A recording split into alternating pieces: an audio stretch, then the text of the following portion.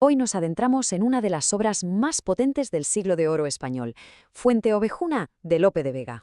Vamos a desgranar la historia de un pueblo que, llevado hasta el límite, decide que la justicia la tienen que tomar ellos mismos. Bueno, vamos a meternos de lleno en esto. Es que toda la obra gira en torno a esa pregunta, que es, potentísima. Aquí no hablamos de un asesino, sino de todo un pueblo actuando a la vez.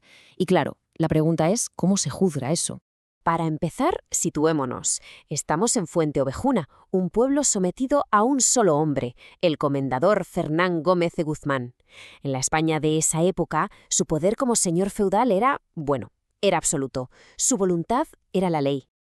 A ver, para que nos hagamos una idea de quién es quién en esta historia, aquí tenemos a los tres jugadores principales. Por un lado, el comendador, el tirano. Por otro, los aldeanos, que son sus víctimas. Y por encima de todos, la corona, los reyes católicos, que son la máxima autoridad y, en teoría, la justicia final.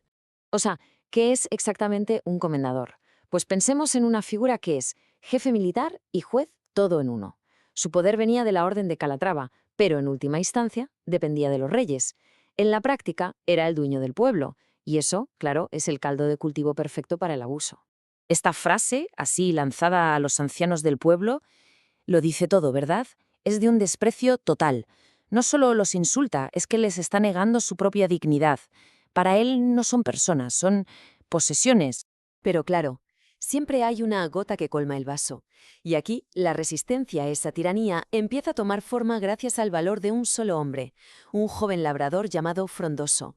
La escena es brutal. El comendador encuentra a Laurencia sola e intenta abusar de ella, creyendo que puede hacer lo que quiera, pero de la nada aparece Frondoso y hace lo impensable. Le quita su propia ballesta y lo amenaza con ella. Un campesino apuntando con un arma a su señor. Impensable. Y es que aquí está el meollo de la cuestión, el choque de dos mundos. Lo que para el comendador es amor, o lo que él llama así, es en realidad fuerza, posesión. Para Frondoso es justo lo contrario. Es proteger, es respetar, es querer casarse con Laurencia. Claro, un tipo como Fernán Gómez no se iba a quedar de brazos cruzados. Acaba de ser humillado públicamente por un campesino. Su orgullo herido pide sangre y jura vengarse no solo de Frondoso, sino de todo el pueblo. Y esa venganza personal va a provocar que todo salte por los aires, porque el conflicto individual está a punto de convertirse en una rebelión en toda regla.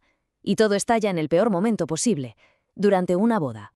El punto de no retorno. El día que Frondoso y Laurencia se casan, el comendador irrumpe, lo arresta a él y se la lleva a ella por la fuerza.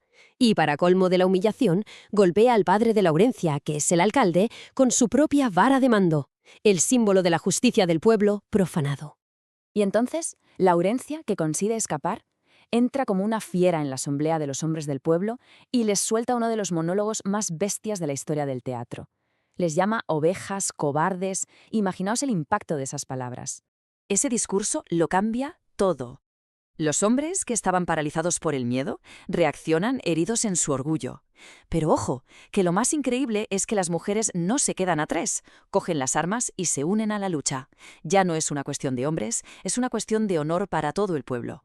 Y a partir de ahí, todo se precipita. La gente, unida en una turba furiosa, asalta la casa del comendador y, lo ejecutan a él y a sus secuaces. Se acaba la tiranía, sí, pero ahora empieza otro problema.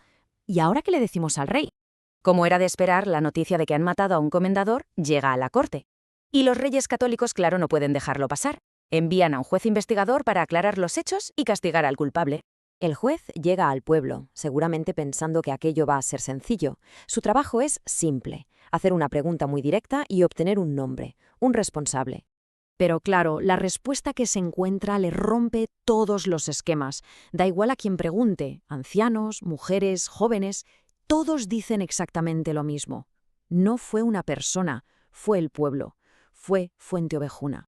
El juez, ya desesperado, al ver que no hay manera de romper ese pacto de silencio, decide pasar a las malas. Piensa: si torturo a uno de los más respetados, a un anciano, seguro que el resto se viene abajo y confiesa.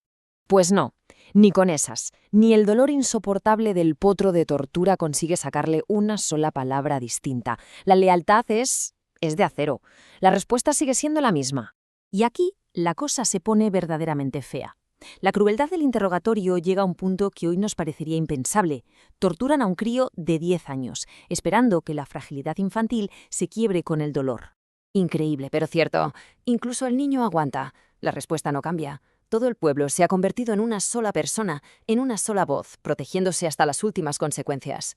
Al final, el juez tiene que tirar la toalla. Es que es imposible. No puede procesar a un pueblo entero. Así que vuelve a la corte y básicamente le dice a los reyes: he fracasado.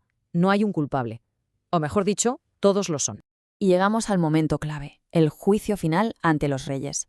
Escuchan a todo el mundo y se dan cuenta de que, sí, el crimen fue terrible, pero la provocación, la tiranía del comendador también lo fue.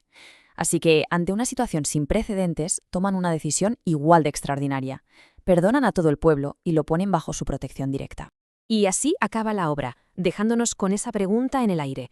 ¿Lo que hizo el rey fue un acto de perdón, de pragmatismo porque no podía hacer otra cosa? ¿O fue en realidad el reconocimiento de que a veces la justicia del pueblo, aunque sea brutal, es la única justicia posible? Ahí queda eso.